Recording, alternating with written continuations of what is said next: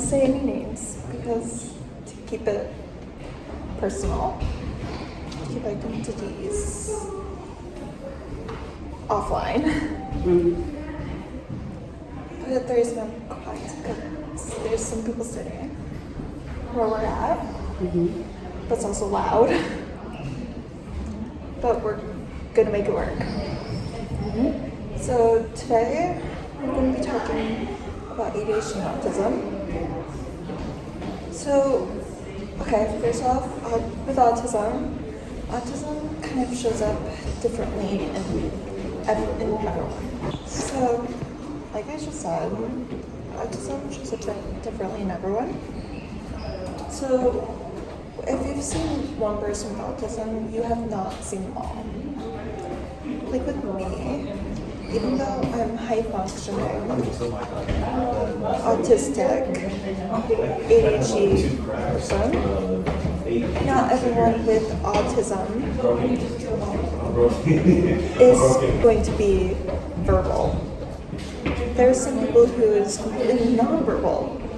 Like with me, when I was little, I actually have not told you this yet, but actually when I was little, I actually was a delayed talker and a delayed walker, which is a very, very common for people on the spectrum. But then I was able to talk, but then I regressed due to some things that happened. So then I completely went nonverbal. So times like that, I could have been diagnosed early. I could have been diagnosed with autism when I was 2. And I could have gotten early intervention when I was 2 years old. But because my mom, but bless her heart, she didn't know what autism or ADHD was. But also research is more on the men's side regarding to ADHD and autism, if you guys didn't know. So like females who have ADHD or autism might either A, get only diagnosed with autism, or B, only get diagnosed with ADHD. The other one may not even get, what's the word? Any attention. Yeah, any attention at all, which is very dangerous. Because of that, one might get treated, while the other one might either A, get a lot worse, or B, get completely masked. Which for me, unfortunately with me, it ended up being masked. I ended up learning to mask at a young age because I was told to make eye contact is rude. So it forced me to make eye contact. Or B, it forced me to not be shy and actually talk. But with me, I can be shy, I can be not talkative if you don't know me. I can be completely withdrawn and not talk to you at all. And you can't say, oh, you don't look like you have autism. Please don't say that to someone at all, because you don't know if they have autism. You don't know if they've got diagnosed with it, because autism doesn't even have a look at all, in my opinion. Because for me, with me, autism doesn't show up with me unless if I'm in social situations. If I'm in social situations, it's obviously gonna show up a lot more than what you might think. And I'm not gonna mask it. And I don't mask my autism anymore. There's a lot of different symptoms that come with autism and ADHD. Mm-hmm. You can't just pick a person out and say, oh, this person has autism, and say, oh, she looks like she has autism. You can't just say those things. because you don't know what an autistic person looks like. Exactly. And that's the thing that kind of makes me really mad. It's like in class, I act differently than other people. She knows that. Yeah. She works closely with me. Yeah, we call and work on homework mostly every day. And we work so well together because I have ADHD.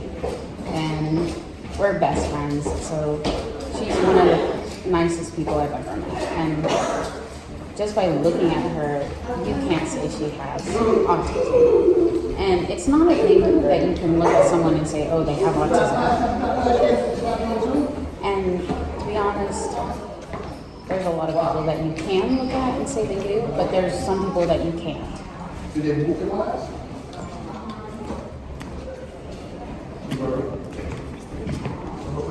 So you have to look at it both ways.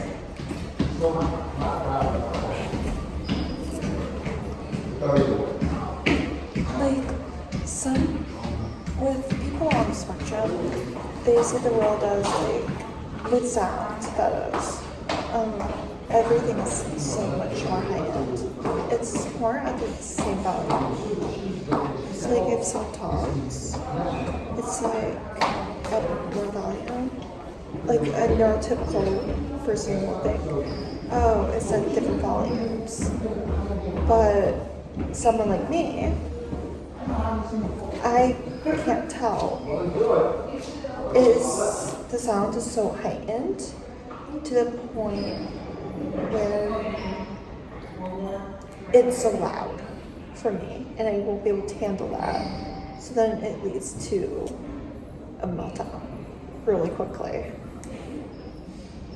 Yeah, it's hard for different people that have autism, and there are so many different people in the spectrum.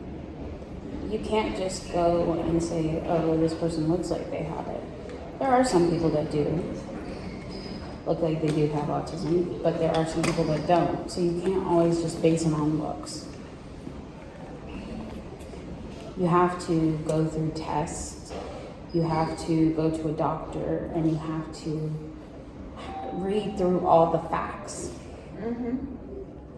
before you can diagnose anyone with something like that. And with sensitivity, that can also go with light. And with me, it goes with light as well. Like if one light is blinking, I will get so stimulated. That can also cause a meltdown. Or if the lights are too bright, which for me, that doesn't happen, but for other people, that might. I always carry a different type of gum for her because I know it's a sensory thing. And it's because I care for her and I know that she does not prefer that gum, or it's because she does not like that gum, or her sensory issues do not like that gum. It's more like my sensory cannot even tolerate. Yeah, I was trying to figure out the words for it. I couldn't word it. But I love her so much that I give her like any type of gum she wanted because I know how it feels to not like something, and to people to judge you for not being able to have something like that. It's hard because there are different types of sensory issues that people have, and you can't just be like, oh, this is one that my one friend had, so you must have it too. It doesn't work like that. It doesn't work like that, no. They have different ones. You have to talk to your friends and be like, oh, so what are your sensory issues? I had a friend that had these sensory issues. Are yours similar? Because I want to honestly know. You have to ask. You can't just go out and be like, oh, these are your sensory issues too, right? No. Yeah, you have to ask that person because each person's sensory issues are different. Like for me, I can't tolerate anything sequence actually. Oh. Oh, because that will set off my sensory. I never knew that. That's so Yeah. interesting. I love sequins. I love looking at them. But when I wear it, I can't tolerate it on my skin. Oh, Because it sets my sensory off so much. that's good to know. Because there are so many people that can view like sequins for her. For her, she can, and for some people, they can. It's a thing you have to ask. If you want to be friends with a person that has autism, you have to ask those questions because those are really important to a person with autism. And with me, ever since taking my ADHD medication, I've been having meltdowns. But that's also due to me adjusting.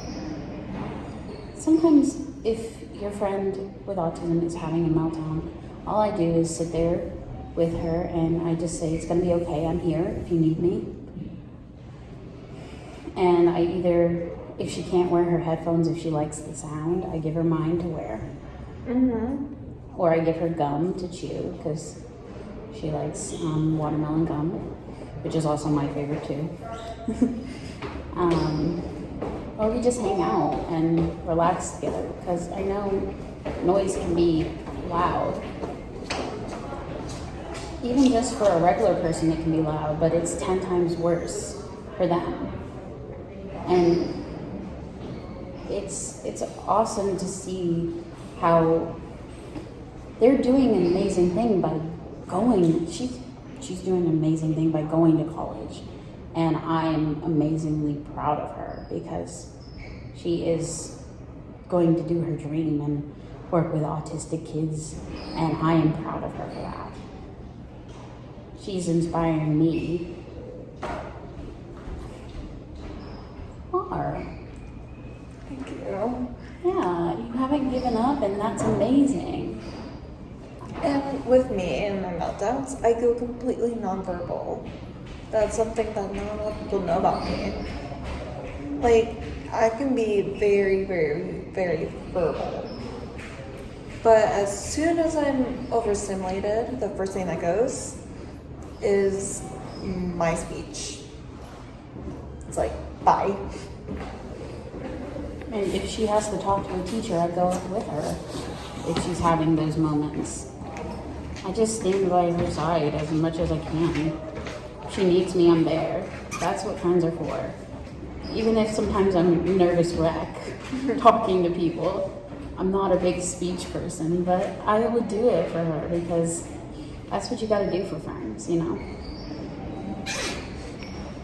Yeah. I agree with you.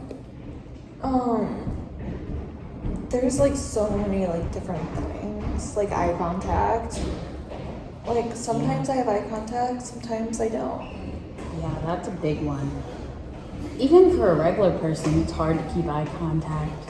But for me it's consistent. Yeah, that for me with ADHD, it's hard for me to keep eye contact. So it must be harder for you too. So you are doing an amazing job by going to college and going through all of this and wanting to do your dream. That is what I'm so proud of you for. Because a lot of people wouldn't do this, you know? A lot of people would give up on the first day, and that's what amazes me. I've always been a hard worker. Always. Yeah. Like even in high school, even though I've gotten so frustrated to the point where I literally just threw things because I got so frustrated.